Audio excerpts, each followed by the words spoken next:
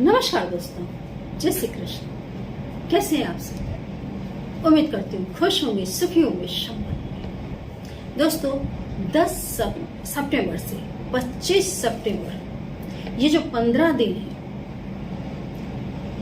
बहुत ही बढ़िया दिन है, क्योंकि पितृपक्ष के ये दिन वो दिन है जब आप वो उपाय कर सकते हैं जिससे हमेशा के लिए पितृदोष से आपको मुक्ति मिल जाए। यदि आपकी लाइफ में पितृदोष है तो आपके जीवन में कभी भी आपको उचित मान सम्मान नहीं मिलेगा। आपकी लाइफ में हमेशा कलेश रहेगा, गलत रास्ते आप फटाफट चढ़ जाएंगे, क्योंकि जब पितृदोष आपकी लाइफ में होता है तो आपकी लाइफ में और भी बहुत सारी नेगेटिव एनर्जीज का वास हो जाता है। कहते हैं जिस जीव के ऊपर उसके माता पिता ही प्रसन्न ना हो, उसके परिवार के जो उसके बड़े हैं, उसके परिवार में जो भी उनके जो पूर्वज है, यदि उन्हीं की कृपा आपके ऊपर नहीं है तो बाकी देवी देवताओं की कृपा क्या करेगी, है ना। बाकी देवी देवताओं की कृपा भी तब उतरती है जब आपके ऊपर आपके पूर्वजों की कृपा है, आपके माता पिता की कृपा है, आपके परिवार के जो दूसरे स्वजन है आपके, उनकी कृपा है।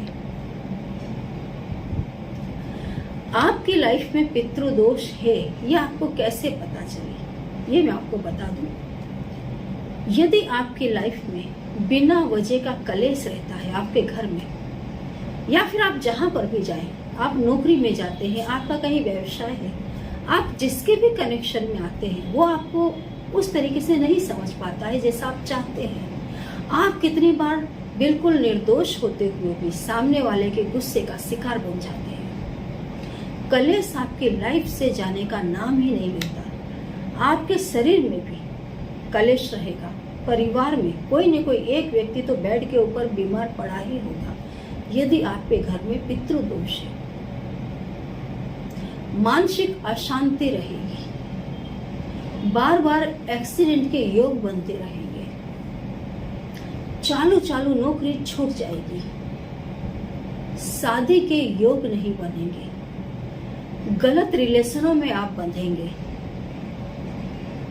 बच्चे घर में जवान बैठे होते हैं और संपूर्ण रूप से फुल क्वालिफाइड है, लेकिन पितृदोष है तो शादी होने में विलंब होता है, और अगर शादी हो भी गई तो दाम्पत्य जीवन कलेश युक्त रहेगा।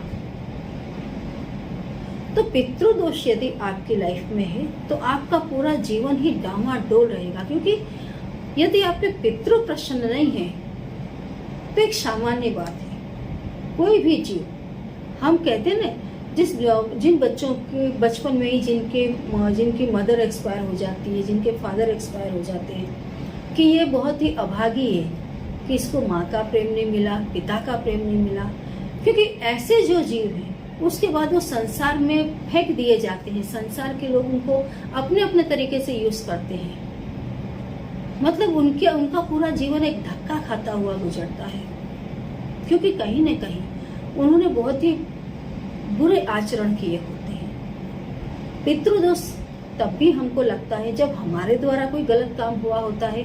और दोस्तों यदि पितृ खुद, जैसे उनकी अपमृत्यु हुई है, एक्सीडेंट हुआ है, विष के द्वारा कोई भी मतलब अपमृत्यु हुई हो किसी भी कारण से, जो नेचुरल मौत ना हो, तो ऐसे जीव भी भटक जाते हैं और वो भी संतानों को परेशान करते रहते हैं।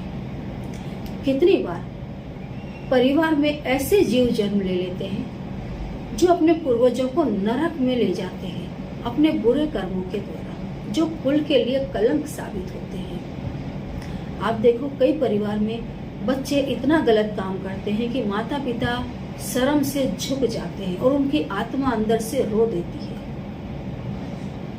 हर जीव का काम है अपने कुल की मर्यादा उसको बनाए रखे, जो हमसे बड़े हैं उससे पूरा रिस्पेक्ट दें और जिम्मेदारी पूर्वक जो हमारे कर्म है उसे निभाएं। लेकिन जब हमारे द्वारा ऐसे कर्म नहीं होते, हम जाने अनजाने कोई ऐसे कर्म कर बैठते हैं जिससे हमारे पितरों की आत्मा रोती है, क्योंकि संतानों के द्वारा किए गए दुष्कर्म उसका फल स्वर्ग में बैठे पितरों को भोगना पड़ता है। आप देखो, जो अच्छी संतानें हैं भगवत गीता का पाठ करवाते हैं, पितरों के लिए बड़ी बड़ी पूजाएं करवाते हैं, पितृ आते हैं और उन्हें शुभ आशीर्वाद देते हैं। बिल्कुल इससे उल्टा जो कपूत है वो इतने गंदे कर्म करते हैं कि उनके पूर्वज भी जब उन्हें देखते हैं तो रोते हैं और उनकी लाइफ में पितृदोष आ जाता है।